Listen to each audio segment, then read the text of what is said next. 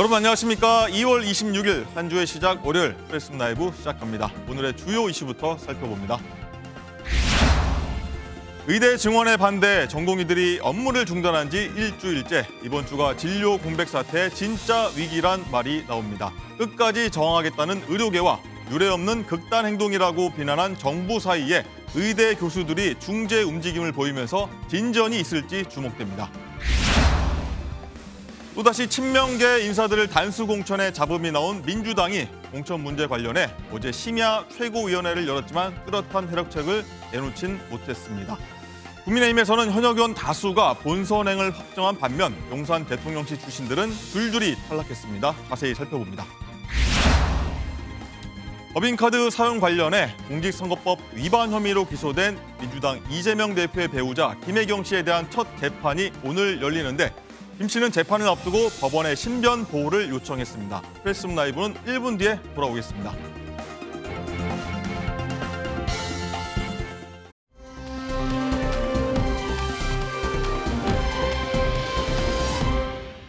네, 프레스 라이브 유튜브 채팅창에서 활발하게 토론하시면요.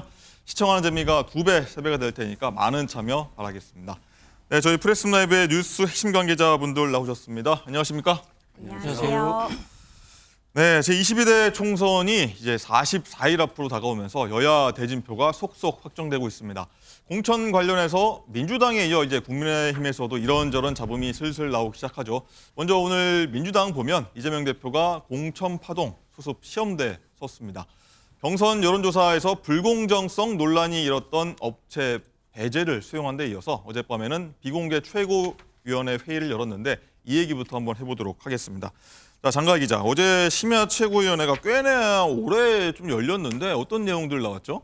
우선 오후 8시에 시작해서요. 오후 11시에 끝이 났는데요.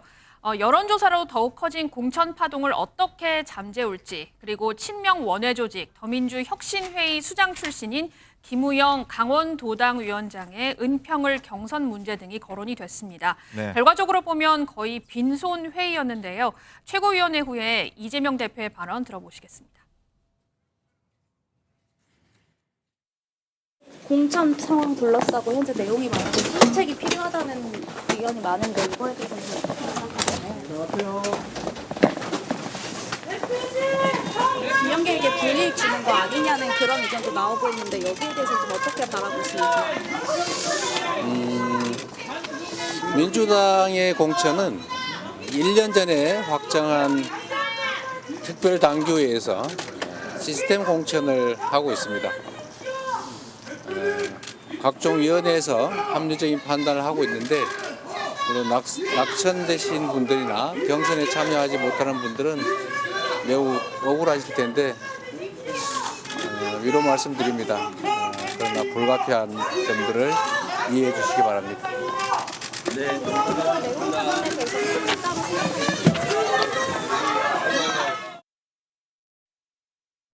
네, 쭉 들으셨는데 박지영 부원장님, 일단은 일요일 심야 마라톤 회의였는데 결과적으로 보면 사실상 빈손이다 이런 평가가 나왔고 뭐 공천 문제 관련해서 시스템 공천대로 가고 있어서 좀 억울한 면이 있어도 이해해달라 이렇게 얘기를 했는데 일단 주 내용은 홍익표 원내대표가 제기했던 친명 김우영 강원도당위원장의 서울 은평을 경선 참여 여기였는데 일단 경선을 그냥 가기로 했습니다. 네, 뭐 정치가 공장도 아니고 만나서 회의한다고 해서 물건 나오는 게 아니에요.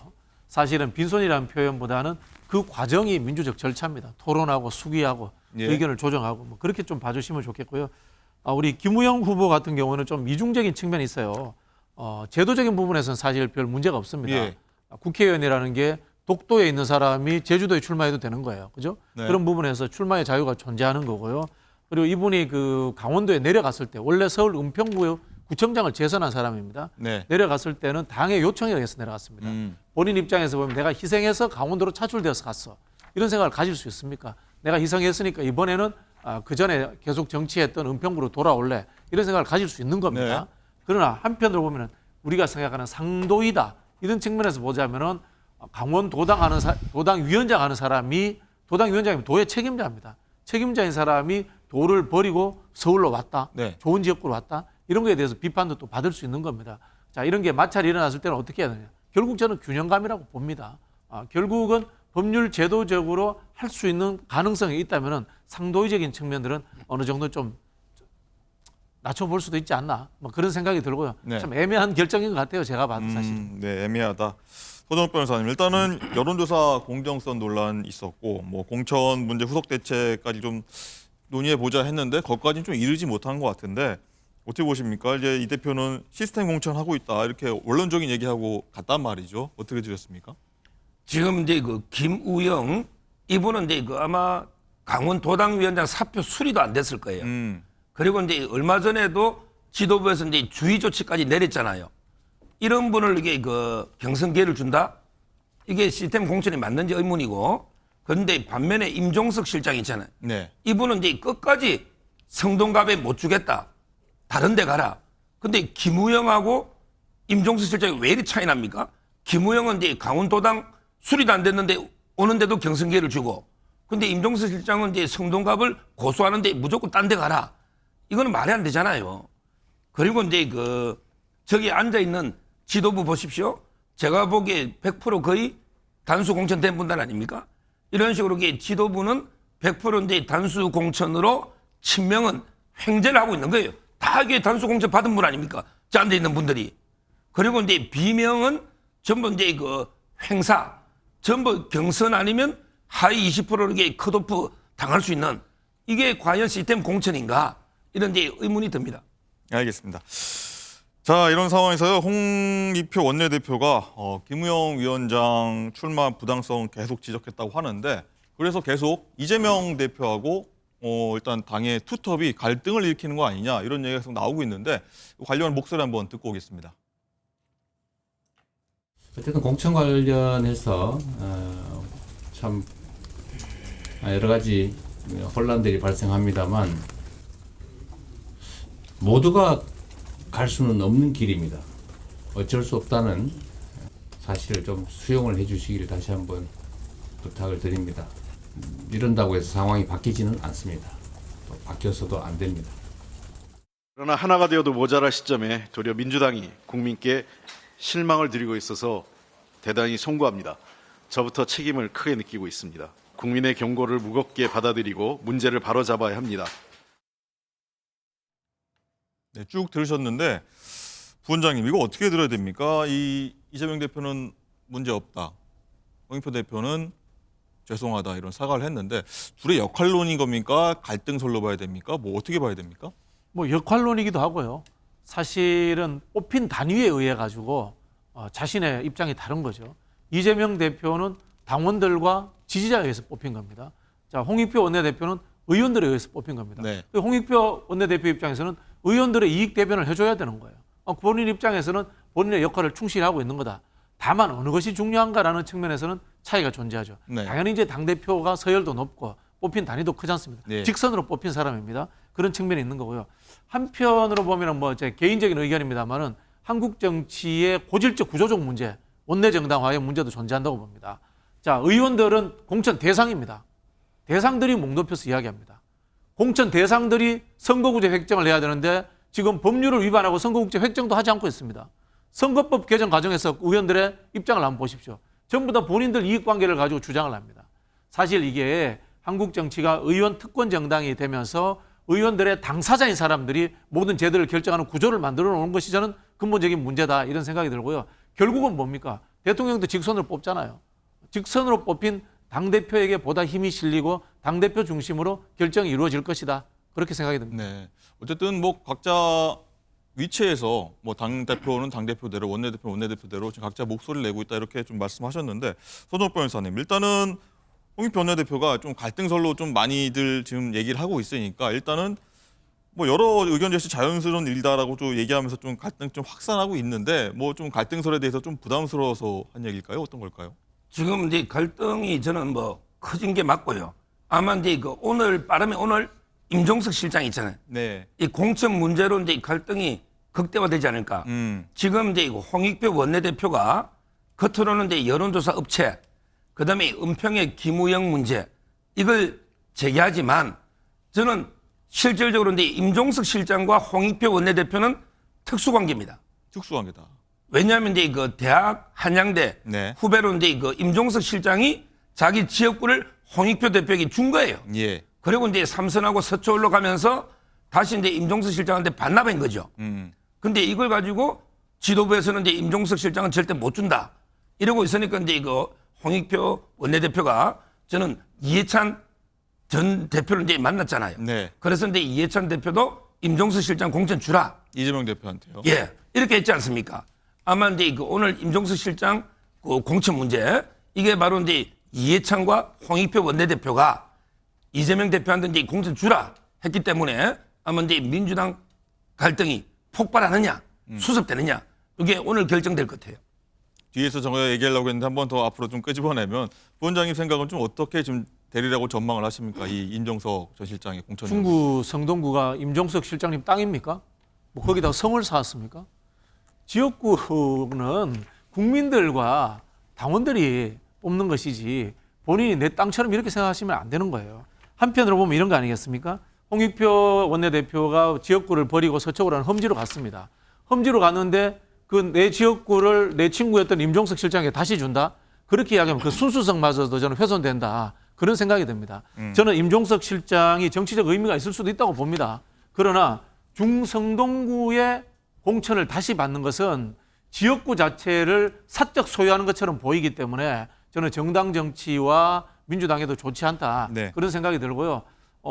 그런 오해를 벗어나기 위해서라도 본인이 출마하겠다면 좀 더 어려운 지역구, 하다못해 중성동구가 아닌 곳으로 가는 것이 맞지 않겠나 이런 생각이 들고요. 아닌 곳으로. 저는 뭐 타협과 절충이 이루어지더라도 그런 방식으로 이루어질 거다라고 추측합니다.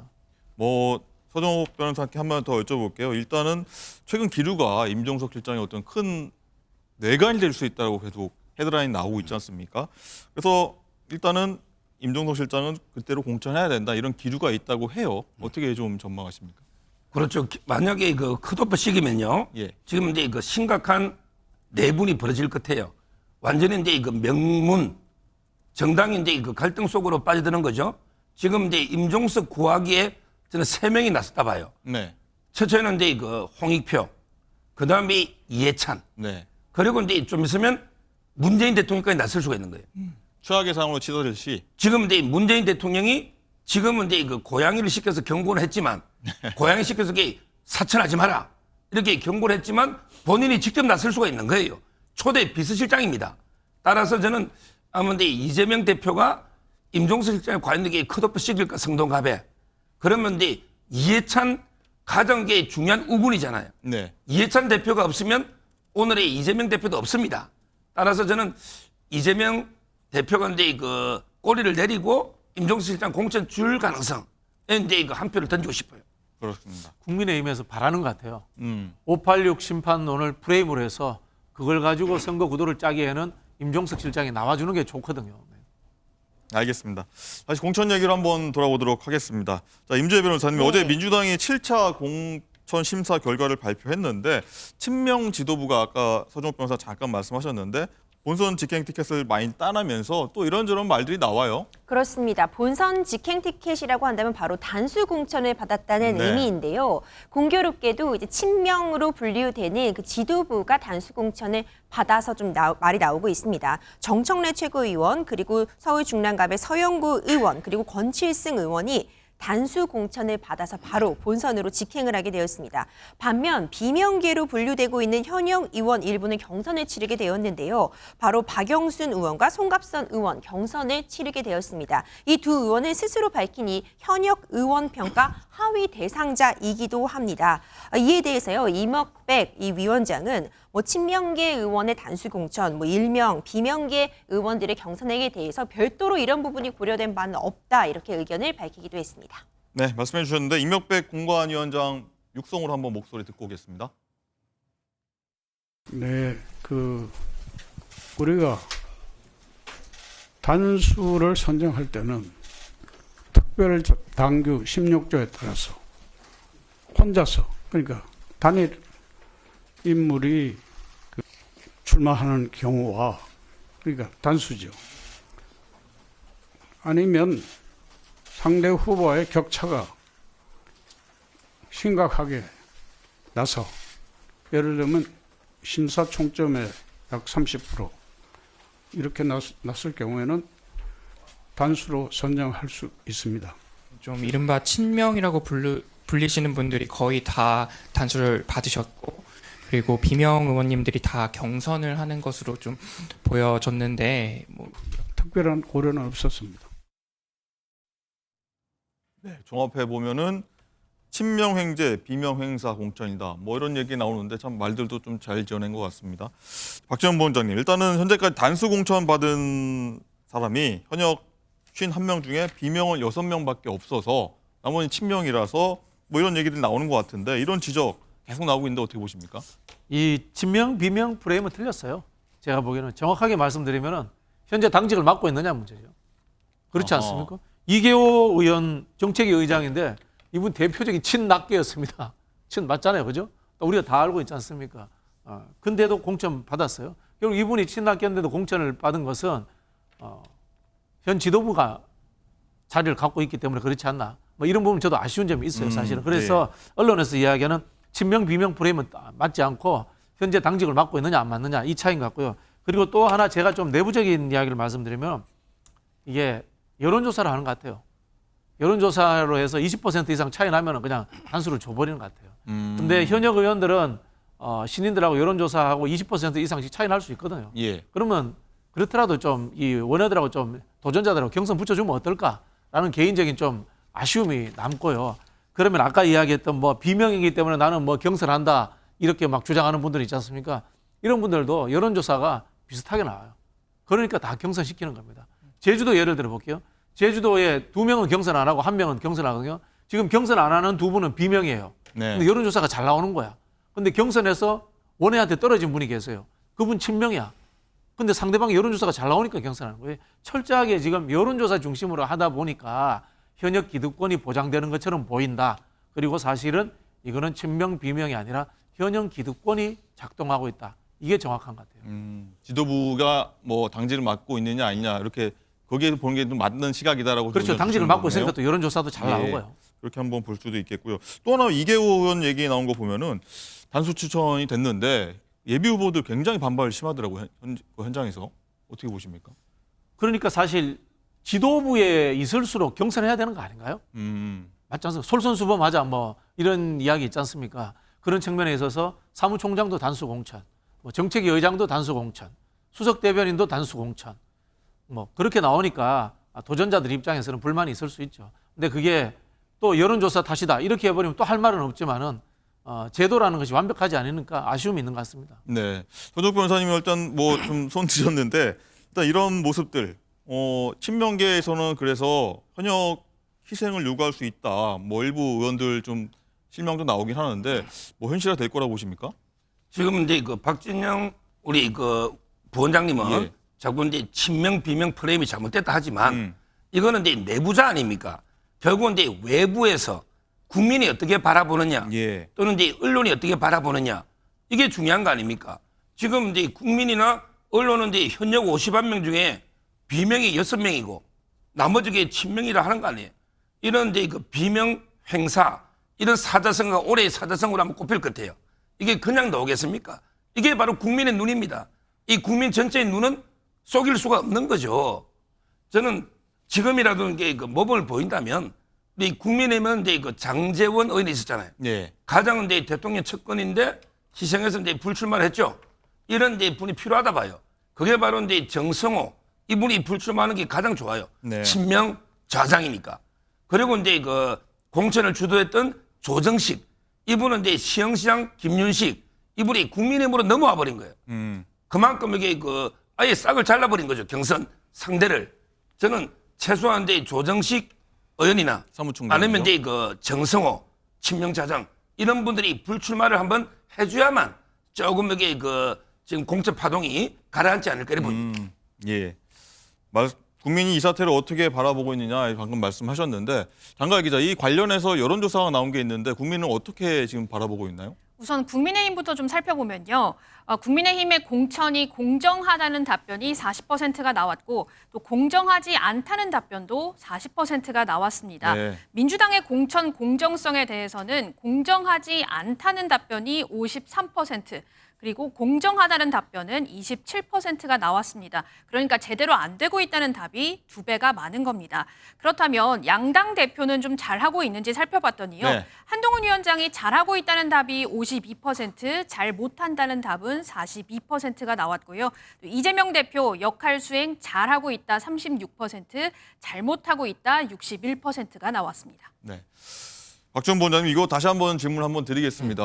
이 국민은 좀 이렇게 바라보고 있습니다. 어떤 민주당의 입장에서는 시스템 공천을 하고 있는데 국민은 약간 이런 식으로 불공정이 공정보단 2배가량 좀 많은 수치로 답변이 나오고 있는데 어떻게 바라보시겠습니까? 뭐 일부 비판은 수용을 해야 되고요. 수용을 해야 되고요.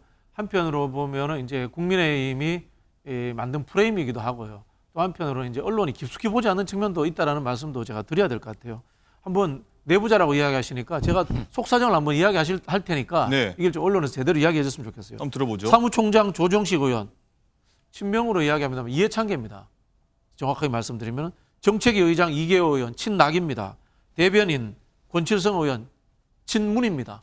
전해철계. 자, 전략기획위원장 한병도 의원, 친명입니다. 실제로 보면요, 친명이 거의 없어요. 이재명 대표가 기존에 정치를 오래 하신 분도 아니고 기존에 뭐 공천을 줘본 경험이 있는 것도 아니기 때문에 친명이라는 것이 별로 없고 결국은 연합군 형태다 보니까 당직을 맡고 있는 사람들, 여론조사 잘 나오는 사람들, 여론조사 잘 나오는 사람들은 인지도가 높은 사람들이라는 뜻이에요. 그런 사람들이 계속해서 공천을 받으니까 아마 이런 일들이 벌어지는데 한편으로 보면은 제도와 시스템이라는 것이 늘 완벽할 수 없거든요. 그런 부분에서 국민 정서를 좀 더 고려할 필요가 있었지 않았나 그런 아쉬움도 남고요. 언론에 대해서도 한번 이야기하지 않을 수 없는 게요. 네. 정우택 의원과 박특흠 의원 이야기는 뭐 거의 안 다루시는 것 같더라고요. 뭐 뒤에 할 저희가 것 같지만. 뒤에 네. 나눌 예정입니다. 네. 알겠습니다. 손정욱 변호사님 어떻게 들으셨습니까? 박진영 부원장의 어떤 친명 인사들이 사실상 아니다라고 보는 부분들. 지금 이제 국민의힘이 뭐 만든 프레임이라고 하신 것 같은데 국민의힘이 무슨 능력으로 그런 프레임을 어떻게 만들어냅니까? 국민의힘에서 이제 그 남해당이 뭐 친명 이제 공천하고 횡재하고 비명 행사한다. 국민의힘이 만든 프레임이 아니라는 거 말씀드리고 그다음에 두 번째는 언론 탓하면 안 되죠. 언론이 뭘 깊숙이 못 봅니까? 언론만큼 이렇게 객관적으로 제대로 볼 수 있는 거지요. 저는 언론 탓해서도 안 된다 이런 생각이 들고요. 네. 그다음에 옛날 계보가 뭐가 중요합니까? 옛날에는 이제 친낙도 있고 또 친정세균계도 있고 뭐 친문도 있었죠. 지금 다 이게 이재명 친명으로 이게 투항한 거 아닙니까? 그러니까 김부겸, 정세균, 그다음에 국회의장 3분 그리고 이제 원료들이 나서서 공천에 문제가 있다 이렇게 나서고 있잖아요. 예를 들어 전략공관위원장 안규백 옛날에는 정세균계죠. 근데 지금은 이재명계로 투항한 거 아닙니까? 전멸에 넘어간 거 아닙니까? 따라서 이게 과거의 계보 가지고 뭐 이게 탕평이다 이렇게 말할 수는 없고 지금 이제 이재명 쪽 대표 쪽으로 돌아선 이런 게 의원들이 특혜를 받고 있는 거는 분명하다 이렇게 봅니다. 네. 투항보다 서변처럼 이야기하시면은 이제 뭐 개별 활동이 없는 네. 민주당이 이제 용광로 통합이 됐다 이렇게 이제 좋은 뜻으로 이야기해 주시네요. 네. 그런 부분이 있고 하나는 짚어야 될 것 같은데 지금 여당이 민생 정책이라든가 경제 정책을 내지 않고 남의 당 공천까지 간섭하면서 일일이 말을 쏟아내는 것은 사실입니다. 그렇게 위해서 프레임이 만들어지고 기사를 받아 쓰고 있잖아요. 그 부분은 좀 지적하고 싶네요. 네. 어쨌든 서정욱 변호사님은 투항보다는 함께 일한다. 뭐 이런 게좀 수원하도록 하겠습니다.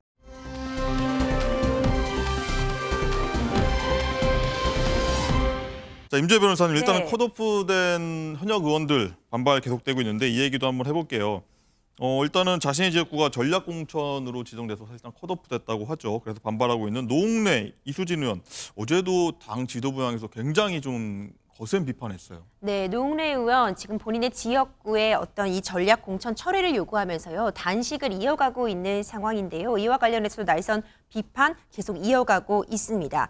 이 부분에 대해서 당에서는 어떤 도덕성 문제, 그러니까 지금 노 의원이 물류센터 인허가 알선 관련해서 뇌물을 수수한 혐의로 지난해 3월 불구속 기소된 상태인데 이런 부분에 대해서 이런 걸 이유로 전략 공천을 한 것은 당원 당규에 어긋난다. 본인은 지금 이 부분에 대해서 혐의가 없다는 점을 계속해서 주장하고 있기 때문에 이런 점을 이유로 해서 전략 공천을 한 것은 문제가 있다 이렇게 주장을 하면서요 강하게 또 비판을 나선 것을 이어가고 있고요. 네. 이수진 의원 역시도 강한 비판을 이어가고 있습니다. 자신의 지역구가 전략공천되면서 사실상 컷오프된 상태이잖아요. 이와 관련해서 본인은 충원을 아끼지 않았음에도 불구하고 이와 관련해서 지도부에 이런 식으로 선거를 치르다가는 선거 참패가 예견된다. 쓴소리를 계속했더니 결국 이 결과가 전략공천 지역구 선정 그리고 본인의 컷오프다 이렇게 나선 비판을 이어갔습니다. 네. 뿐만 아니라 백현동 판결을 보고서 이수진 의원은 자기는 그때 당을 나오려고 했는데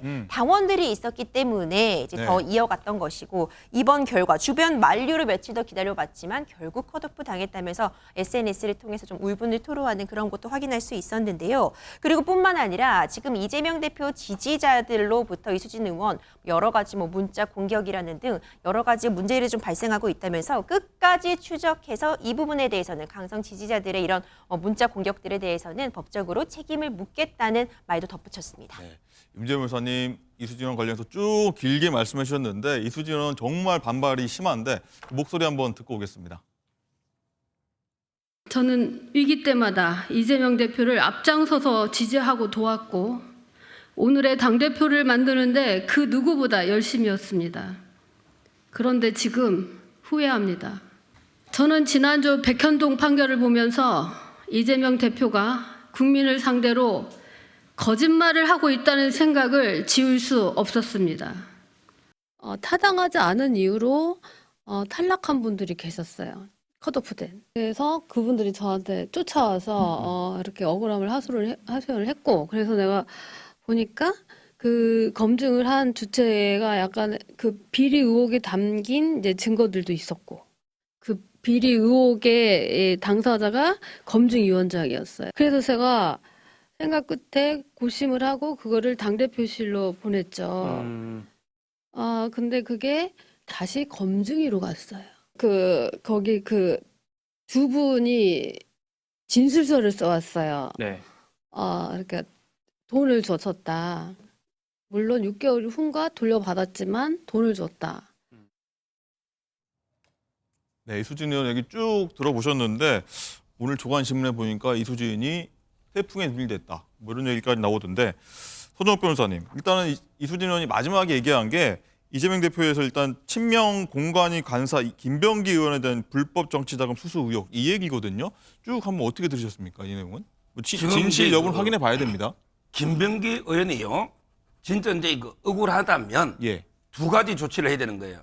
하나는 이제 확인서를 써가지고 대표실에 이제 접수한 분 있잖아요. 네. 이 두 분을 무고로 고소를 해야 되는 거예요. 무고로. 무고로. 무고라는 게 수사기관에만 무고가 되는 게 아니고 징계를 할 수 있는 기관에다가 이게 내는 것도 무고입니다. 네. 예를 들어 이제 얼마든지 당 대표한테 가면 김병기를 징계할 수 있잖아요. 따라서 이제 이건 무고 됩니다. 허위면 당당하다면 이게 고발하세요. 2명을. 네. 그다음에 두 번째 김병기 의원이 해야 될 일은 바로 이제 이수진 의원을 이게 명예훼손으로 고소하세요. 맞잖아요. 이게 허위라면 이런 폭로를 하면 안 되잖아요. 따라서 저는 김병기 의원이 그냥 뭐가 지어져도 기차는 간다. 네. 이런 식으로 이게 의무일적 넘어가지 말고 이게 중대한 어떻게 보면 이게 사실하겠습니다. 2명이. 엄청난 문제잖아요. 저는 당당하게 법적 대응을 하시라. 바로 이제 무고와 이수진 명예훼손으로 고소하시라. 그러면 이게 수사기관에서 진실을 따져볼 거 아니에요. 네. 과연 이게 돈의 흐름이 왔는지 6개월 뒤에 돌려주는지 그러면 이게 돈 흐름을 수사하는 건 어려운 게 아니죠. 돈봉투처럼. 저는 검찰이 빨리 이게 수사에 착수해야 된다. 고소 안 해도 직권으로. 근데 고소하는 게 맞죠. 억울하면. 박정원 보좌 어떻게 드셨습니까? 명예훼손으로 고소해야 된다고 좀 말씀하시는데. 이게 2,000명 가까이 있는 단톡방에 올라온 글이에요. 그래서 개가 짖어도 기차는 갑니다. 여기서 끝나는 게 아니고요. 2번 생각하고 쓰세요. 합의 안 합니다. 뒤에 글도 있습니다. 합의 안 한다는 글도 있기 때문에 아마 법률적 절차가 있을 것으로 좀 예상이 들고요. 이수진 의원에 대해서 좀 말씀드리자면 앞서 이렇게 이야기했습니다. 앞장서서 이재명 대표를 지지하고 당대표 선거도 도와놓고 백현동도 내가 입 다물고 가만히 있었는데 공천을 안 주네. 네. 공천 안 주니까 이렇게 하겠다는 이야기 아닙니까? 그럼 공천 줬으면 또 계속 입 다물고 있었겠네요. 그죠? 참 이게 앞뒤가 맞습니까? 김병기 의원에 대해서 지적한 문제도 공천 줬으면 이야기 또 안 했을 거 아닙니까? 저는 과연 이런 식의 사과하시는 분이 공적 활동을 하시는 게 맞는지 참 의문이 든다 이런 생각이 들고요. 지난 국회의원 공천이 잘못되지 않았나 그런 생각이 듭니다. 그런 생각이 들고요. 이분이 또 지난번에도 전략공천 받으신 분이에요. 전략공천 받으셨고요. 노웅래 의원하고 이수진 의원하고 사실 두 사람 다 개연성이 있습니다. 노웅래 의원도 그게 억울하지만은 돈봉투 의혹이 있고요. 이분도 지역구 관리 관련해서 이제 공심에서 나오는 수많은 이야기들이 있지 않습니까? 개인이 억울할 수는 있지만은 저는 노웅래 의원 한편 이해가 돼요. 단식할 수도 있고 그다음에 이 불만을 털어놓을 수 있다고 봅니다. 근데 이수진 의원처럼 나가서 바로 탈당해가지고 전략공천 받아서 당선됐던 분이 당의 혜택을 받은 분이 바로 나가서 당을 역공하는 있지 않습니까? 이런 식으로 하시는 분이 공적 영역의 활동을 해왔다? 참 저는 이 정당 정치 오래 한 사람으로서 이해가 안 됩니다. 네. 네, 시청자 여러분들 한번 판단하실 것 같고요. 장관 기자, 또 이수진 의원이 이재명 대표 강성 지지층 향해서 법적 대응을 시사하기도 했다고 하는데 이건 또 무슨 얘기죠? 법적 대응을 왜 시사하게 됐는지 문자로 한 설전 한번 살펴보겠습니다. CG 화면 한번 띄워주시죠. 이재명 대표 지지자가 한때 이수진 의원 많이 응원했습니다. 우리 대표님 너무 미워하지 마시죠 라고 문자를 보냅니다. 그랬더니 이수진 의원이 이렇게 답장을 합니다. 너네 대표님이 나를 패대기 쳤는데 너네 눈에는 대표한테 당한 사람들은 안 보이니? 라고 반말로 답장을 합니다. 이 의원은 최근 이 대표를 향한 날선 비판을 쏟아내고 있죠. 적지 않은 분들이 자신처럼 억울하고 폭력적인 댓글이나 문자로 극단적인 선택을 하는 일이 있었기에 이수진 의원이 약자들을 위해서라도 이제는 끝까지 추적해서 법적 대응을 단호하게 하겠다 이렇게 언급을 했습니다. 네, 이수진은 많은 분들하고 싸울 것 같은데 일단 박진영 부원장님 이 얘기도 해볼게요. 민주당에서 최근 이광재 전 국회 사무총장에게 이수진 의원 지역구인 서울 동작을 출마 제안했었다는 보도가 나왔는데 일단 이 전 총장은 또 거절했다고 하는데 이거는 또 어떤 의미입니까? 두 가지 측면이 있어요. 예. 이광재 전 총장 입장에서는 지난번에 이제 종로 출마 이야기했었습니다. 네. 그다음에 또 일각에서 또 세종시를 권한 분도 있었어요. 그리고 최근에는 또 분당의 안철수 네. 의원하고 붙어라 그런 이야기도 있었단 말이에요. 그런 상황에서 자꾸만 지역구를 옮겨가지고 여기저기 집어넣는 게 불편할 수 있습니다. 본인 입장에서 본인이 어디 가겠다고 한 적도 없는데 언론과 그다음에 당의 이제 관계자들이 네. 자기 이름을 자꾸 넣으니까 내가 자리를 자꾸 옮겨 다니는 사람 이런 식으로 보이는 게 불편하다. 그런 취지에서 이야기했던 것 같고요. 두 번째, 당 측면에서는 나경원 의원이 센가 봐요. 나경원 의원하고 여론조사를 붙여봤을 때 앞서는 사람이 제가 보기에는 많지 않은 것 같아요. 거물을 붙여야 된다. 네, 그러니까 그런 측면에서 이광재 전 총장이 그래도 경쟁력이 있는 사람이 아닌가라고 오히려 좀 판단을 했던 것 같아요. 케이스 차원에서 한번 해봤다 이렇게 볼 그런 수 것 같아요. 있겠네요. 예, 알겠습니다. 자, 임재 변호사님, 아까 뇌관이다라고 하는 임종석 전 실장 얘기를 했었는데 또 다른 뇌관이 여전사 3인방 3총사라고 하는데 이 세 분이 공천이 아직 남아 있습니다. 네, 여전사 3인방으로 부르고 있습니다. 바로 추미애 전 법무부 장관, 그리고 전현희, 그리고 이현주 이렇게 3명을 이끌어서 우리가 지금 여전사 3인방이라고 부르고 있는데요. 수도권 지역의 전략 공천될 가능성이 언급이 되면서 많은 주목을 받고 있습니다. 그런데 이와 관련해서도 얘기가 많이 나오고 있습니다. 특히 윤석열 정부 탄생 책임론이다 이런 부분들이 좀 쟁점이 되면서요. 과연 이분들이 지금 전략 공천을 받을 수 있는 것이냐 이런 비판이 또 내부적으로 나오고 있는 것이 현실이거든요. 특히 무엇보다도 과거 문재인 전 대통령을 좀 비판했던 이 전 의원에 대해서 이번에 공천이 이루어진다면 이와 관련해서도 비명계의 반발 더욱 자극할 수 있을 것이다 이런 지적이 나오고 있습니다. 네. 허정욱 변호사님, 홍익표 원내대표가 이현주 전 의원, 추미애 전 장관 수도권 전략공천 가능성 대해서 강한 반대 의사 밝혔다고 하거든요. 이분들 이대로 수도권 공천 될까요? 어떻게 되려고 좀 전망하실 수 있을까요? 지금 이제 여전사 3인방요. 네. 근데 보수의 여전사인지 진보의 여전사인지 헷갈립니다. 아이고.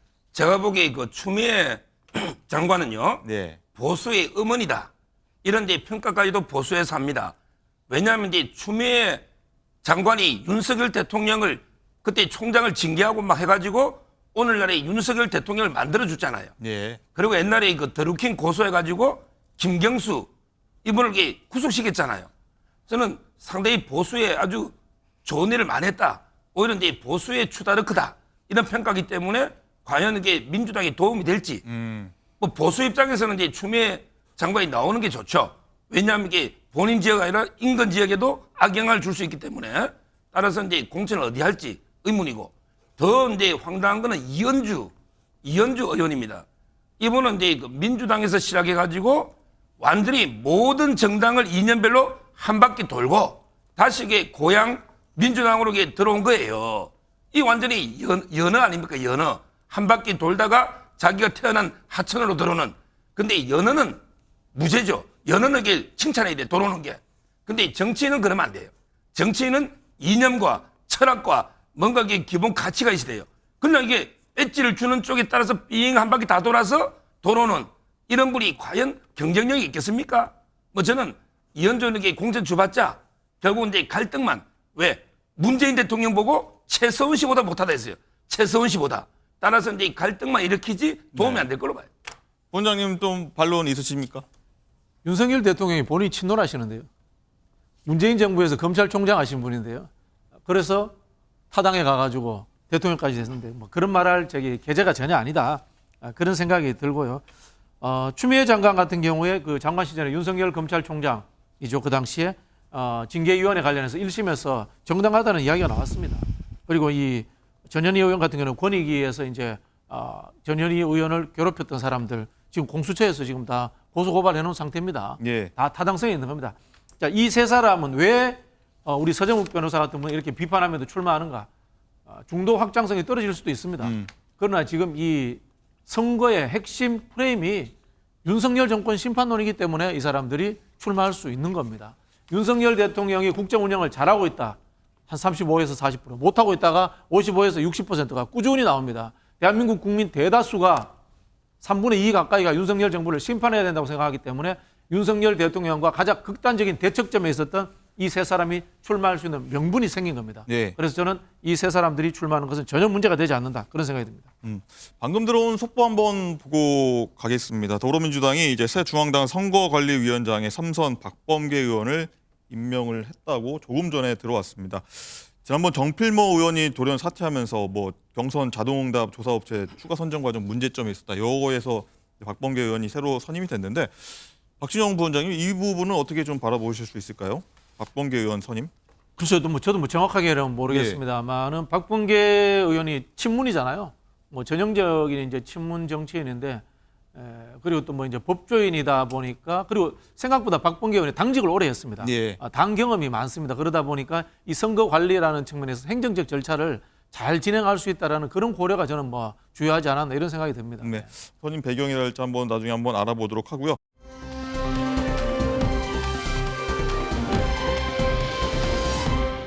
자, 국민의힘으로 한번 넘어가 보도록 하겠습니다. 장가 기자, 어제 1차 경선 결과가 나왔어요? 네, 그렇습니다. 우선 국민의힘 비대위에서 구자룡 비대위원이 양천갑에서 조수진 의원과 양자 결선을 치르게 됐습니다. 그리고 현역 의원들 전원 공천이 확정이 됐는데요.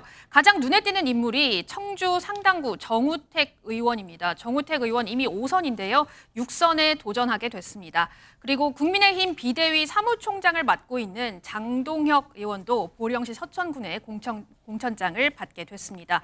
충주의 3선 이종배 의원도 이동석 전 대통령실 행정관을 눌렀고요.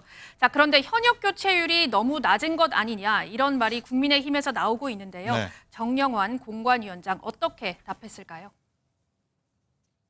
현역 그 다선 의원에 대해서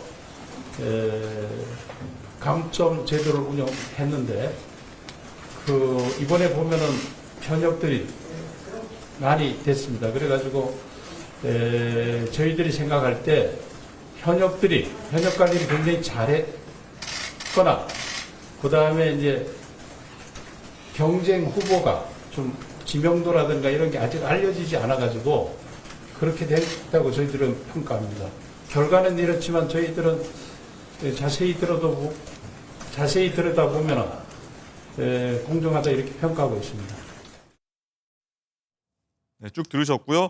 그리고 속보로 들어온 거 또 하나 한번 저희가 보고 가겠습니다. 국민의힘에서 단수 공천자들이 좀 더 나왔는데 장가 기자 한번 뭐 어떤 내용들 들어왔죠? 우선 4선의 권성동 의원이요. 강원도 강릉에 단수 공천이 됐습니다. 단수가 됐군요. 그리고 조지현 전 대통령실 행정관이 경북 경산에 단수 공천이 됐는데 이 조 전 행정관이 나가는 이 경북 경산에는요. 현역 윤두현 의원이 불출마를 선언했고 최경환 전 경제부총리가 이곳에 무소속으로 출마를 합니다. 네. 그리고 이원모 전 대통령실 인사비서관 원래 강남 을에 출마하려고 했다가 대통령실 출신이 너무 양지만 찾는 거 아니냐 이런 비판에 직면했었죠.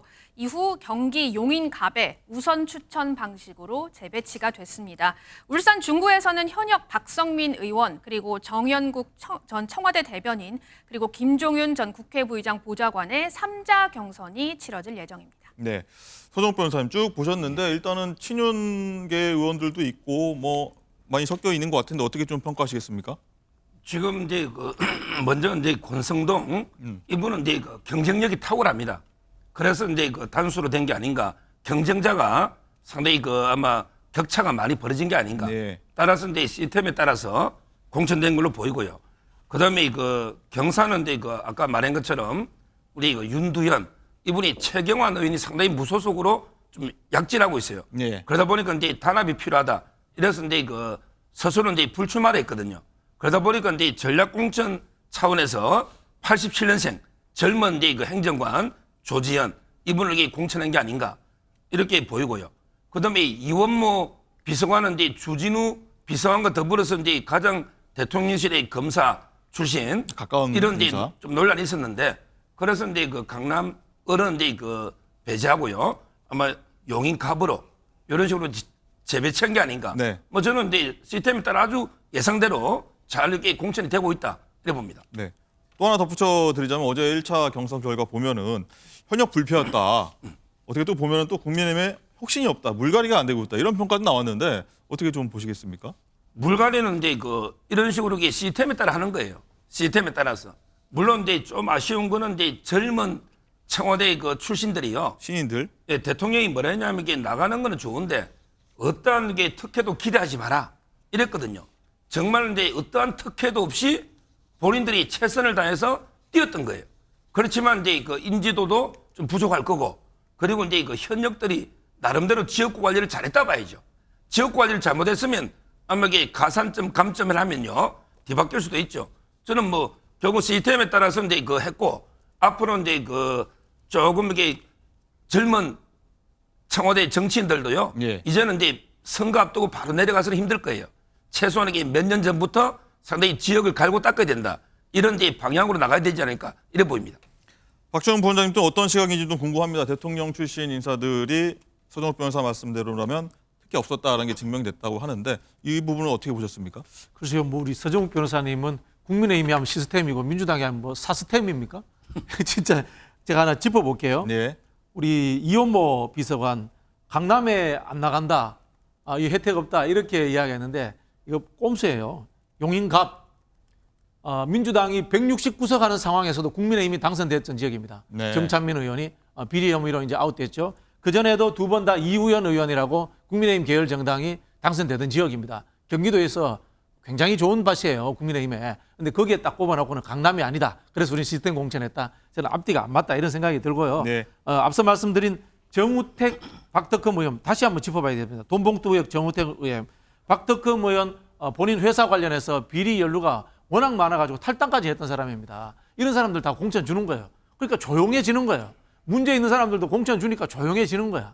민주당은 역으로 조금 뭔가 개연성이 있다 싶으면 그걸 바로잡으려고 하다 보니까 갈등도 생기는 거고 서로 간에 불만도 생기는 겁니다. 과연 민주주의라는 것이 덮어주는 것이 민주주의인지 아니면 갈등이 있더라도 해결하려고 하는 것이 민주주의인지 이거는 저는 시청자들과 국민들이 판단해 줄 것이다. 그런 생각이 듭니다. 알겠습니다. 지금 이제 정우택 의원은요. 정우택 의원은 이제 바로 나오자마자 문 열자마자 돌려주 가지고요. 그리고 이제 신고를 한 거예요. 그래서 이제 이재명 대표를 고소를 해놨습니다. 따라서 이제 함부로 이게 돈봉투 이야기를 마치 이게 단정적으로 해서는 안 된다. 예. 정우택 의원은 이렇게 지금 평가하고요.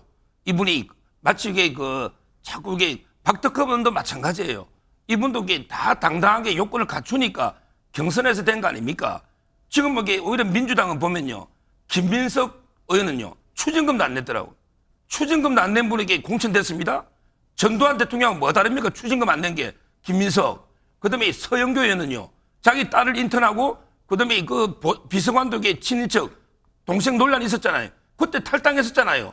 탈당했다 들어왔잖아요. 왜 박덕흠 의원만 비판합니까? 저는 그게 문제 있다 봐요.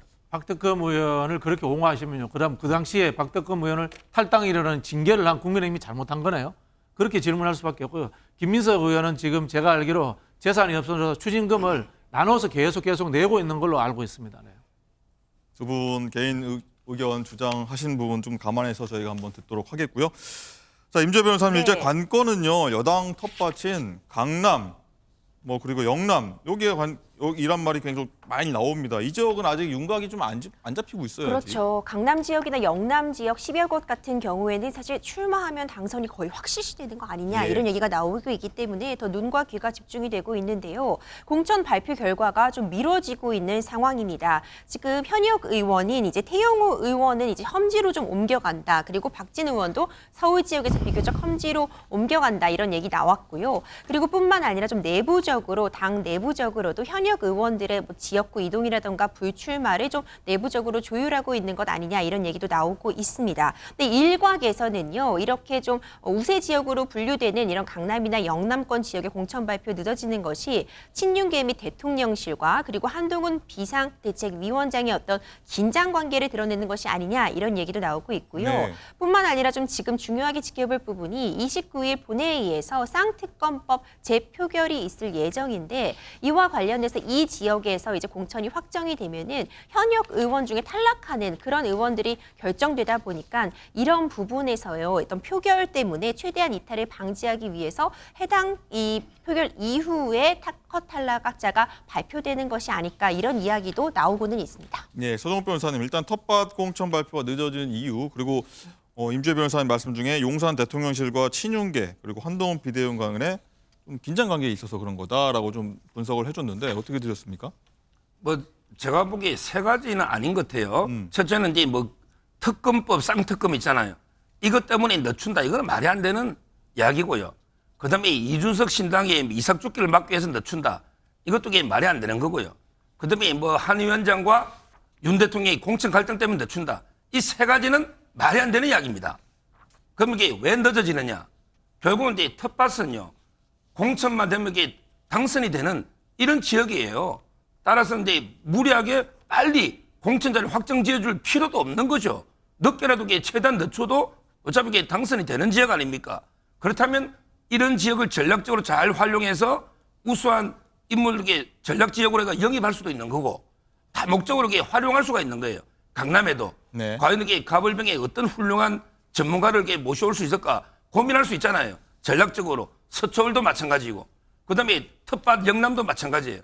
그래서 이제 국민 추천을 받아보겠다. 정말 국민들이 훌륭한 인재라고 생각하는 분이 누군지 이렇게 다각도로 고민하고 있는 거예요. 항상 보면 텃밭이 제일 늦게 한 거죠. 네. 저는 다른 이유는 없고 훌륭한 인물을 이렇게 전략적으로 영입 재배치하기 위해서 고민하고 있다. 이렇게 보면 돼요. 네, 여기서 국민의힘도 이제 슬슬 이제 잡음이 조금씩 나오는 거 아니냐, 아니면 나올 거다 이런 전망도 계속 나오고 있는데 이런 가운데서 안산 상록갑에 단수 공천 받은 이제 장성민 전 대통령실 미래전략기획관이 어제 저희 MBN 시사 스페셜에 나와서 했던 발언이 좀 화제가 되고 있는데 그 발언 듣고서 저희가 얘기 한번 나눠보도록 하겠습니다. 김건희 영부인에 대한 이 특검이라고 하는 것은 누구나 아는 정쟁 프레임이고 또 이게 정쟁 노름이고 이게 특검 놀이라고 하는 건 다 알고 있고 정쟁을 만일 민주당이 주도하고 특검 이런 걸 가지고 영부인 특검 놀이를 간다. 네. 그러면은 총선은 제가 봤을 때 민주당이 110석 그 상한선에서 왔다 갔다 할 수가 있다. 국민의힘은 몇 석입니까 그러면? 국민의힘은 제가 봤을 때 그렇게 됐을 경우는 150석에서 160석이 가능할 과반을 것이다. 넘긴다. 어제 이 발언 두고서 여러 얘기가 좀 오갔는데 박지영 부원장님, 일단은 민주당이 쌍특검 추진하면은 국민의힘이 총선 과반 의석 차지할 거다 이런 발언인데 어떤 여러 가지 말이 나옵니다. 설레발인 것 같기도 하고 이런 말들 나오는데 어떻게 좀 보시겠습니까? 저분이 이제 대통령실에 미래전략관이라는 자리에 있었잖아요. 근데 미래를 하나도 예측 못 하시더라고. 미래전략관이라는 자리가 부산 엑스포 때문에 만든 자리지 않습니까? 근데 부산 엑스포 표결 나오는 결과 보세요. 하나도 못 맞췄잖아요. 완전 엉터리로 돼가지고 국민적으로 엄청난 지탄을 받았습니다. 근데 저런 분을 저렇게 이제 단수 공천을 주니까 또 이제 미래를 예측한답시고 이제 저런 말씀을 하시는데 제가 봤을 때는 전혀 근거 없고요. 한편으로 보면은 대통령실에 또 아부하기 위한 발언이 아닌가 이런 생각이 드는데 네. 또 한편으로 보면은 이제 선거를 지휘하는 한동훈 비대위원장 입장에서는 과잉해서 네. 저런 메시지를 내놓음으로 인해 가지고 오히려 경계의 대상이 될 수 있다. 이런 하나의 그 우려를 가지고 있을 겁니다. 네, 말씀하신 대로 오늘 한동훈 비대위원장이 출근하면서 이 말에 대해서 어떤 경고성 메시지랄까요? 내놓은 게 있는데 한번 듣고 오겠습니다. 150에서 160석 발언에 바로 뭐 경고를 하셨는데 어떤 취지로 그러시나요? 우리 국민의힘은 해설가 정치하지 않겠습니다. 그래야 하고 제가 어저께 그 말씀을 드린 것은 어떤 특정인을 겨냥했다기보다는 우리 모두 그래야 한다라는 말씀을 지금 당을 이끄는 사람으로서 당부드린 겁니다. 소정욱 변호사님 어떻게 드셨습니까? 저는 이제 두 가지로 나눠봐야 된다 봐요. 네. 일단 이제 어제 그 발언 있잖아요. 내용은 저는 이제 팩트로 봅니다. 저희처럼 평론가는 해설과 정치를 하는 거예요. 네. 제가 볼 때 민주당이요, 자꾸 뭐 쌍특검이나 파우치 가지고 선거하면요 참패합니다. 그런데 최병천 부원장도 말했어요. 따라서 저는 그 장승민 후보의 발언 내용 자체는 팩트에 가깝다. 150석. 예. 제가 평론가 입장에서 이렇게 저는 봐요. 그렇게 전망을 하시는군요. 예. 근데 문제는 두 번째, 그 다음이에요. 그러나 이게 저는 당원도 아니고 아무것도 아니니까 우리가 평론을 객관적으로 할 수 있죠. 그렇지만 이제 그 선수로 뛰고 있는 후보잖아. 그 다음에 국민의힘의 당직자는요, 지금도 9회 말 투아웃에 3점 지고 있다. 축구로 치면 지금 아직 한두 골 지고 있다.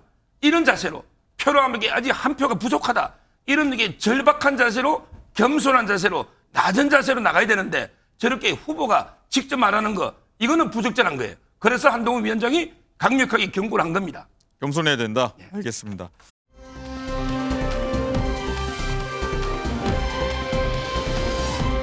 장가 기자, 또 선거를 좀 앞둔 만큼요, 여야 신경 좀 고조되고 있는데 공천 과정을 두고도 서로 간에 뭐랄까요, 공방이 오가고 있어요. 네, 그렇습니다. 민주당에서는 비명 박용진 의원의 하위 10% 평가로부터 불거진 이 정성평가 보복성 논란, 그리고 국민의힘에서는 한동훈 위원장이 매기는 당무 기여도, 과연 이게 객관적인지 논란이 이어지고 있는데요. 양측은 서로의 공천 시스템에 대해서 어떻게 평가했을까요? 공천은 여러 가지 생각들과 이해관계가 충돌하는 지점입니다. 중요한 건 절차에 따라서 투명하고 사심 없이 하느냐의 문제입니다. 이재명의 공천과 저의 공천, 적어도 제 공천이 사심 있어 보이는 부분이라든가 그걸 의심이라도 할 만한 부분이 있습니까? 민주당의 시스템 공천은 8년 전 정해진 기본 틀이 유지되고 있고, 국민의힘은 한동훈, 윤재욱에 의한 당무 기여도 채점으로 시스템 사천을 굳혔습니다. 민주당은 시스템 공천, 국민의힘은 시스템 사천입니다. 저는 세계사적으로 가장 투명한 공천이라고 생각합니다. 이름 석자 쳐보면 그 사람이 공천될지 아닐지가 누구나 알 수 있잖아요. 제1당이 그러는 건 나라를 망치는 겁니다. 민주당에서 도봉갑 같은 경우에는 안기령 상임 부대변인을 내정을 했는데 그게 뭐 내로뽑기다 이런 말이 이렇게. 일단 제가 취향은 존중합니다. 그렇지만 만약 우리 국민의힘의 후보 중에서 제가 차은우 씨보다 낫다라고 말하는 분이 있다면 우리 국민의힘에서는 절대 공천받지 못할 겁니다. 대표가 차은우보다 잘생겼다라고 하는 비위 좋은 아부꾼만이 살아남을 수 있는 정글이 돼버린 것이 지금 이재명 대표의 민주당입니다. 이재명 대표는 전통의 민주당에 도대체 무슨 짓을 하고 있는 겁니까? 네, 갑자기 배우 차은우 씨 얘기가 나왔는데 민주당에서는요, 이 비위 좋은 아부꾼만이 살아남는다, 뭐 이런 얘기를 했습니다. 박지원 부원장님, 일단은 한 위원장과 김민석 실장이 뭐 서로 상대방 두고 사천이다, 시스템 공천 같은 거 아니다, 이렇게 좀 비방을 했는데 어떻게 보셨습니까, 이 내용은? 일단 저는 한 위원장의 태도와 관심사에 대해서 지적을 안 할 수가 없어요. 여당 대표면은 경제를 어떻게 살릴 것이다. 국정을 어떻게 운영할 것이다. 이런 이야기는 단 한 번도 없고 사실 기자들 저런 질문을 할 수 있거든요. 네. 근데 적절히 저는 제어해야 된다고 봅니다. 국정을 운영하는 책임자답게 대답할 필요가 있는데 늘 조롱과 비난을 가지고 정쟁의 한 중간에 서 있습니다. 이제 그런 좀 태도에 대해서 지적하지 않을 수가 없고요. 역으로 이야기하면 똑같습니다. 아까 장성민 후보자도 뭐 그런 이야기 하셨는데요. 명품백을 억지로 파우치라고 주장을 합니다. 체리 따봉 받습니다. 그리고 공천 받는 거 하고요. 그럼 아부 아닙니까 그거는? 그리고 아까도 말씀드렸지만 김민석 실장 이야기했는데 박덕흠 의원이라든가 정우택 의원이 갖고 있는 의혹들은 다 해소된 겁니까? 여야가 저는 이런 부분에 있어서 서로를 비난할 만큼의 자격이 없다고 봐요. 참 한심하다는 생각이 듭니다. 네. 네, 알겠습니다.